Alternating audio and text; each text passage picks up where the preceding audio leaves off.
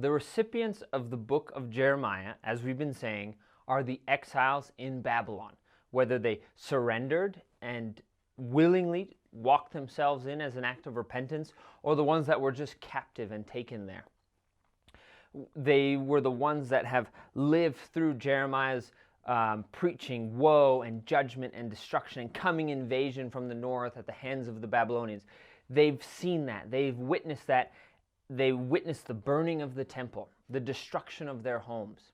And now they're in exile. And as we've been saying, being in exile post-judgment, they need a message of restoration. They need a message of hope.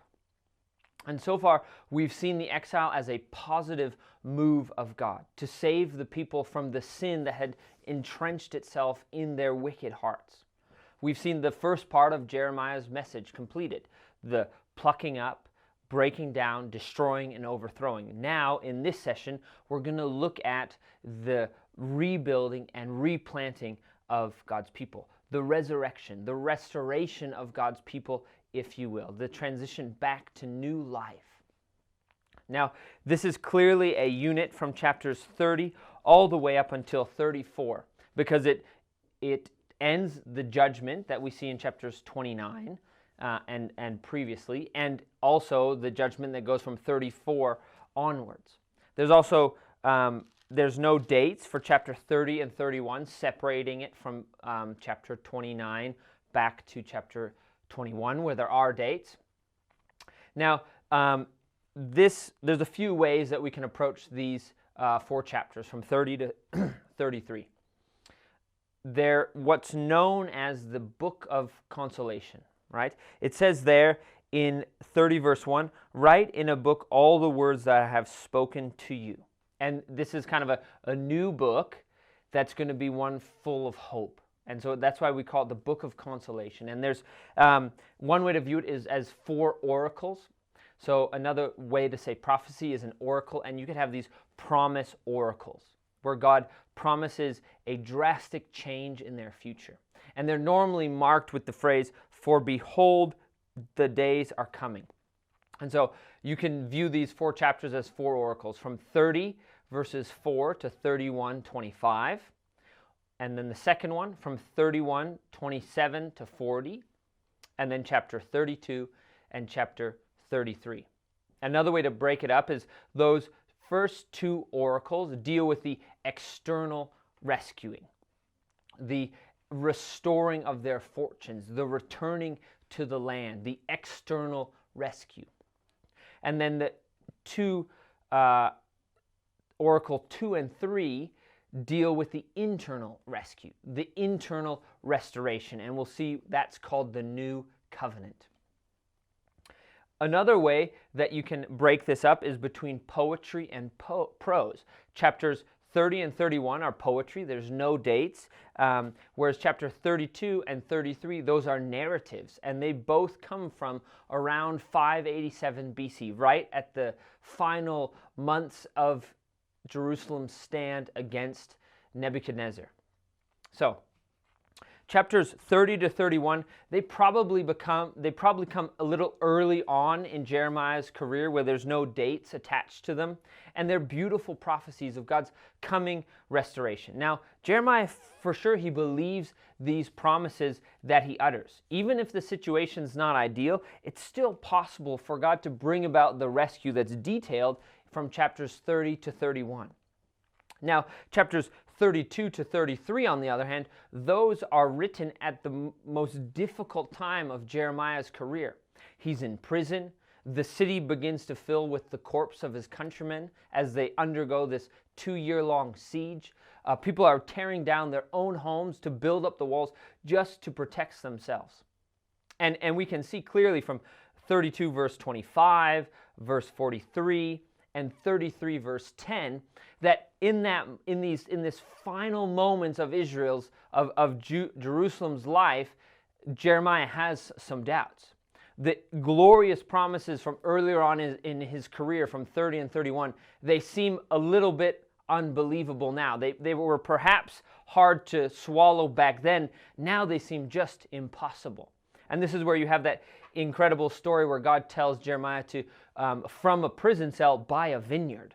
Now, we haven't gone into it, but a vineyard's a sign of a new beginning, right? That's the first thing Noah did after the flood, was plant a vineyard. And so in the middle of Jeremiah's hopeless situation, God reminds him of these earlier prophecies, and he confirms them. So chapter 32 confirms the promises of chapter 31. And that's this idea of a new covenant, a new beginning. And chapters 33 confirms or affirms the promises of chapter 30, this external restoration that God promises his people. Now, we know this doubt is, it's not uncharacteristic of Jeremiah, and I'm sure most of the prophets struggled to believe some of the words God told them to speak. It's just in Jeremiah we have lots of biographical information. We have lots of insight into the prophet's life that we don't have from other prophets, such as the 6 confessions where Jeremiah pours out his heart of how difficult it is to speak and believe what he's told to speak and say. And we see those in chapters 2 to 20. And one of them, Jeremiah is really struggling. His own family wants to attack him and persecute him. And he begins to cry out to the Lord. And the Lord's answer is in 12 verse 5. And in 12 verse 5 he says, "If you have raced with men on foot and they have wearied you, how will you compete with horses? And if in a safe land you are so trusting, what will you do in the thicket of the Jordan?" Now, the thicket of the Jordan in other passages make it seem like there's actual lions and wild beasts that live there, so not a safe place at all. So God's saying, yes, Jeremiah, you're struggling now, and this is early on in his career. You're struggling now when you're just, in a sense, racing with men. What are you going to do when the stakes get raised and it's as if you're racing with horses? And what are you going to do if you're struggling to trust me now where it seems safe? What are you going to do when things get chaotic and disastrous? Will you still follow? And so at the moment in chapters 32 and 33, that's the moment where Jeremiah is forced to run with horses and dwell in the thicket of the Jordan. It's at his lowest moments. And so it's beautiful to put these 2 passages together where God affirms almost the unbelievable promises in chapter 30 and 31 with the intense narratives of chapters 32 and 33. Chapter 32 reaffirms the idea of the new covenant, and chapter 33 restates God's promised restoration for his people. Now, as we've been talking about this promised restoration, and we hinted at it in the previous session, that this promised restoration is to be seen like the exodus out of Egypt, except now it will be an exodus out of Babylon. And we see this in chapter 16 and chapter 23 earlier on. Now, as we go through these promise oracles, then we should then look for some ideas that share, that they're in common with the exile out of Babylon.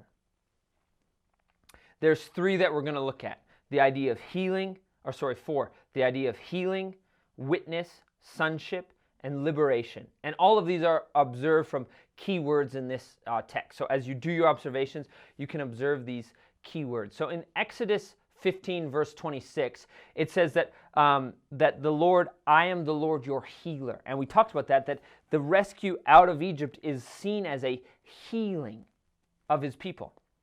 Now, Jeremiah brings this up in chapter 30 verse 12. We're not going to go through all of the oracles in this section, just a few of these major ones that really connect it back to the Exodus and make us understand that what Jeremiah is anticipating is a second Exodus. We've talked a few times about this laws of composition, and we've looked at an inclusio, which is like that bookend thing, and a few sessions ago we looked at chiasm, which kind of is like a pyramid where it mirrors each side and builds to a central point. Another common one is an interchange, where the ideas go back and forth. It's a back and forth of 2 ideas that's repeated more than just once. And so we can see that here in chapters 30, in chapter 30 verses 12 to 17. Okay, so it begins with this idea in 12 to 13 that Judah is wounded and none can heal, right? There's no healing for you. And then it switches to this idea that the nations cannot heal your wound. In 13 verses 14a, all your lovers have forgotten you, they care nothing for you. Then it goes back to their wound. So it went from wound to no possible healer, now back to wound, and we'll see it ends at healer. Verses 14 to 15, it says the reason that the nations can't heal you is because God is the one who's wounded Judah. Right? And it's because of their sin, and it's because of their guilt. And then it goes back to the fact that God will be the healer of Judah. As the nations can't, God will be the one. And we see that in 17. It says, for I will restore health to you. Your wounds I will heal. And so it's like a second Exodus where God heals his people. Now, notice the connector there. Why is God going to heal his people? At the end of verse 17, it says, because. Okay? Now, that's a very important connector as we've been observing through this course, and it shows the reason. The reason God is going to heal his people in this passage is because they have called you an outcast. It is Zion, for whom no one cares. And so God's going to heal them because of the mockings of the nations around them. Now let's go back to the Exodus. And we saw that when we studied that book, that the main reason God is sending the plagues, the act of judgment, is so that the Egyptians can have this revelation of who God is, that he's the only God, that he's the God of the world. And then the Red Sea is again that God can get glory over the Egyptians and have this incredible testimony for the nations around them. And it's because Israel is Yahweh's representative. He dwells in the midst of them. We saw in chapter 13 of Jeremiah that they are his name, right? They are his glory. And there's that famous covenant formula that's repeated in Jeremiah 30, verse 22. You shall be my people, and I will be your God. That begins in Leviticus, but that's scattered throughout the Bible, and it's God attaching himself to his people. So if his people are wounded and hurt and dishonored, what are the nations going to think of Yahweh? He's weak. He doesn't love. He doesn't care. He's not powerful enough. The gods of the Babylonians are far stronger. And so God says, because the nations are mocking you, I'm the one who wounded you because of your sins. I will be the one to heal you because they mocked you. And we see that not so much in Jeremiah, but Ezekiel makes that case very strongly. In Ezekiel 36 and 37, he shows that God will restore his people, and as a result, the nations will come running. And it's so that the nations will know I am the Lord. So that's healing and witness. The other one, the key one, is sonship. Remember back in Exodus 4, verse 22, where God says, Israel is my firstborn son. Jeremiah makes that clear that God is going to rescue his son. He's going to take his son out of exile, and it will be a second Exodus. We see that in verses 31:9 and 31:20. 31:9 says, for I am a father to Israel, and Ephraim is my firstborn son. Or my firstborn, sorry. And then in verse 20, it says a rhetorical question. Is Ephraim my dear child? Is he my darling child? For as often as I speak against him, I do remember him still. Therefore my heart yearns for him. I will surely have mercy on him. Because God loves his son, he took them out of Egypt. And because he still loves them, he will take them out of Babylon. Now the last one, the most obvious one, is liberation. Now this is the clearest one, that when Israel transitioned from slavery to sonship, that was marked with two key words, ransomed and redeemed. We see ransomed all throughout the book of Deuteronomy, and we see redeemed throughout the book of Exodus. We saw it in Exodus 6:6 and Exodus 15:13 when Moses sings that song on the other side of the Red Sea. And so we see that coming up in Jeremiah 31, verse 11, where it says, for the Lord has ransomed Jacob and has redeemed him from hands too strong for him. This is a clear statement that there is a new Exodus coming where God will redeem and ransom his people. And so this is what God is promising to do, a second Exodus. Now keep this in mind. When God rescued Israel out of Egypt, right? He took them from a slave to a son. What's the next step that happens? It's a covenant. After a new Exodus, or a second Exodus, you'll need a new covenant. And that's exactly what God says. After I bring you out of your exile, I'll make with you a new covenant. And we're going to get there in just a moment here. This new covenant, it begins in the promise oracle of 31, verse 27. Now, there's two promise oracles here. One from 31:27 up until verse 30. And then there's a second one from verse 31 to verse 34. Now this is important because both of these oracles, they parallel one another. They both begin with the common promise oracle phrase of, behold, the days are coming, right? It says that in verse 27, and then that same phrase is repeated in verse 31, the parallel account. Then there's a command that says, when I will, right? In verse 27, it's when God is promising what he's going to do, and he's going to do it for the house of Israel and the house of Judah, right? It says it there, when I will sow the house of Israel and the house of Judah.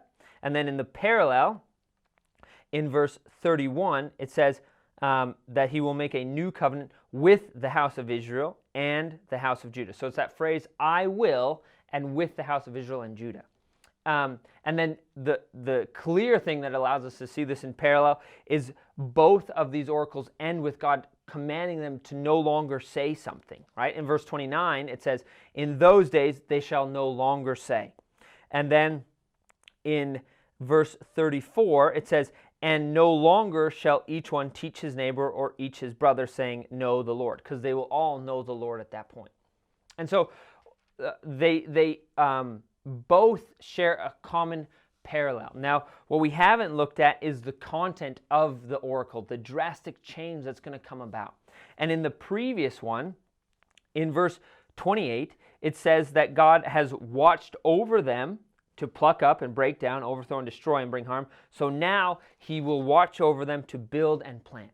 So the parallel to that, the promise to build and plant, is what we see in verse 33. And the parallel to the building and planting is the new covenant. And so let's finally turn there, because we've followed Jeremiah all this way and seen the destruction that he said would happen and that God promised to watch over, like that almond branch that we referenced at the beginning. And he's watched over to see that happen. And now he's going to watch over for their planting and their building. And the best way to describe that planting and building is by a new covenant. So let's take a look at this new covenant. It's clearly stated in verses 33. For this is the covenant that I will make with the house of Israel after those days, declares the Lord. I will put my law within them. I will write it on their hearts, and I will be their God, and they shall be my people. Just before that, in verse 32, God says he's not going to make with them a covenant like he made with them when they came out of Egypt. Because again, this is a second Exodus. Because the Exodus was such a massive rescue and delivery, the only words Jeremiah has to describe what will happen to them post-Babylon is this Exodus language. And he's going to bring them out, and notice what he says will be on their hearts. Right? He will put my law within them, and I will write it on their hearts.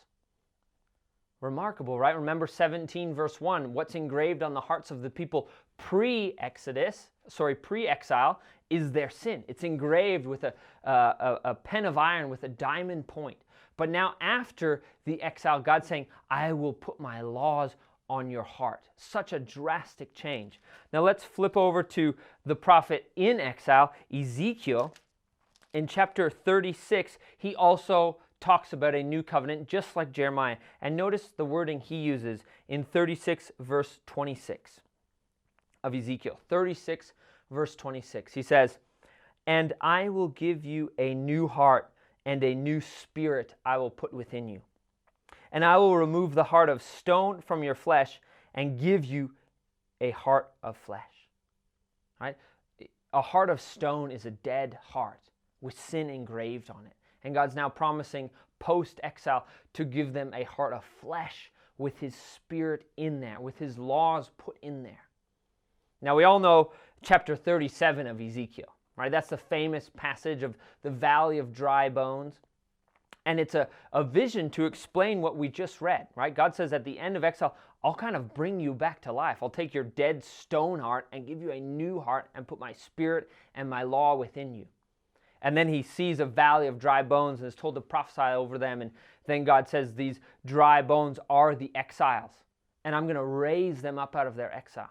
And so just as the transition from Egypt out into the wilderness was seen as new creation through the Red Sea, through the depths, just like Genesis 1, and a real and a transformation from slave to son that looks like new creation, right? How different is the life of a slave to the life of a son? Jeremiah and Ezekiel are both saying that this new covenant is, you can only use words like this, like from a dead stone heart to a new heart full of life, full of my Spirit. And so another way to look at the second Exodus is a desire for a coming full resurrection. And we'll come back to that when we get to the New Testament. And so this is the trust that they're meant to hope in, that as we walk into judgment, there will be new life out on the other side. This is the same word that Jesus trusted in as he walked through the gates of Jerusalem and carried the cross on his back. Right? The only solution to sin was the cross on Good Friday and the empty grave on Easter morning. As Jesus literally went into exile and came out the other side, new life. Just as the exiles are going into seemingly their grave in Babylon, which God promises to rise them out of.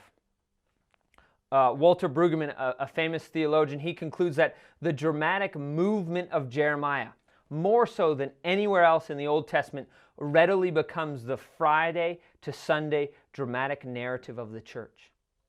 And it's this constant twofold movement of Jeremiah from judgment and death to redemption and resurrection that prepares us so well to see what Jesus was accomplishing on the cross.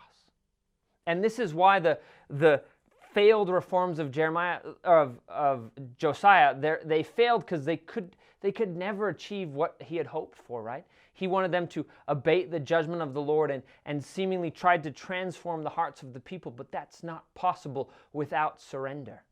Without the people walking themselves into exile and giving their hearts to God, he's not able to give them back a new one. And so this is why Jeremiah really prepares us for the New Testament. Now, as we leave behind the book of Jeremiah, I want to offer a few words of application. First off, we'll look at in three areas: conversion, discipleship, and mission. For conversion, there's really no way to overcome our sin except through surrendering our lives to the hands of a crucified Messiah.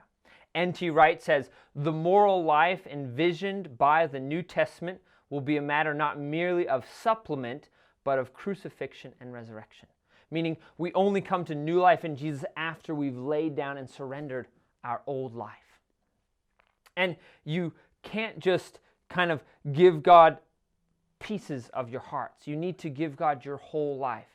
Just as Jeremiah urged the citizens to march themselves into exile, Paul says that when we surrender our lives to Jesus, we are to be crucified with Christ. We give him our sinful life. So there's no point in trying to improve isolated bits of your life or trying to give God a little bit of this and a little bit of this. He needs our whole life. And in this current trend that we live in that's full of ideas of self-help and self-moralism and self-improvement for kind of a better life is really not the way to go. God says the only way to improve your life is through surrender. And Jesus said these words so many times. He says, if you try to find your life, you're going to lose it. But if you lose your life for my sake and the gospel, you will find it. That's exactly the same thing as Jeremiah saying, if you stay in the city, you will die. But if you go out into exile and surrender your life, you'll have it as a prize of war. And so conversion is is this moment of giving our lives completely to God. But we know that conversion can be a moment, but it's also meant to be a daily way of living. That daily we give our lives into the hands of our Messiah because we want this new life to dwell within us. What does this say about discipleship? Because we looked at Josiah and said, in the book of Kings, it seems like his reformation is changing the hearts of people, but it's not, right? And so when we're discipling other people and trying to work on them, and we're in a place of mentorship, right? Sometimes the best thing we can do is to not kind of do the work of Jesus, right? And do the heart surgery that needs to be done. Sometimes we need to step out of the way and let surrender come into the life of that person. Because God wants to rebuild a new life out of a surrendered heart. And so correct discipleship, which will impact those around us, must be one that primarily models surrender and trust, laying down lives and trusting God to build us back up again. And lastly, mission. We witnessed from the transition from exile, right? And the transition from Exodus, right? From death to new life, from slave to son, has an incredible impact on the nations. And this is the defining witness of God's character, his ability to redeem impossible situations. And we talked about it. We didn't go there, but in Ezekiel 36, God says, I'm going to take the wilderness of your exile and I'm going to turn it, when I restore you, I'm going to turn it back into an Eden. I'm going to take this desert and make it like the garden. And as a result, the nations will know that I am the Lord. And so we can think of this on an individual scale, like on our own lives or lives of people you've met, where the transformation of God in their life is so real. You can literally see it as if they've gone from death to life, because that's what's taken place. But we can also look at this on a national level and look at the nations and not see the ones that seem in a mess and seem in disarray and torn apart by war and see that there's no hope. Actually, those are the environments where God's glory can be displayed the best way as he lifts them up out of the ashes and into this new life that he has promised for them. And so we should continue to not list these situations as hopeless, right? Whether an individual or a nation, but rather see them as a motivating opportunity for God's great potential to display his glory to the nations around them through your life and through your nation. And so as we conclude this study of Jeremiah, it's important that we correctly see Jeremiah's message of plucking up as planting, breaking down and rebuilding as death and resurrection. Right? This vital formation and purpose of our own covenanted fellowship with God. As we surrender our lives, he rebuilds us a new life. And so to only see Jeremiah as a jumble of little bits of hope and in a sea of woe and judgment is to completely miss the message. Whereas if we see the structure of Jeremiah correctly and see how it's emphasizing this second Exodus, this new covenant, we'll see that the little bit of the resurrection that he promises in chapter 31 as not just a tiny endnote, but rather as a final brushstroke in a painting that causes one to stand back in awe of who they know their God to be. The God who always redeems no matter how difficult it appears, because he always wants to bring life out of death. And my friends, that's the book of Jeremiah.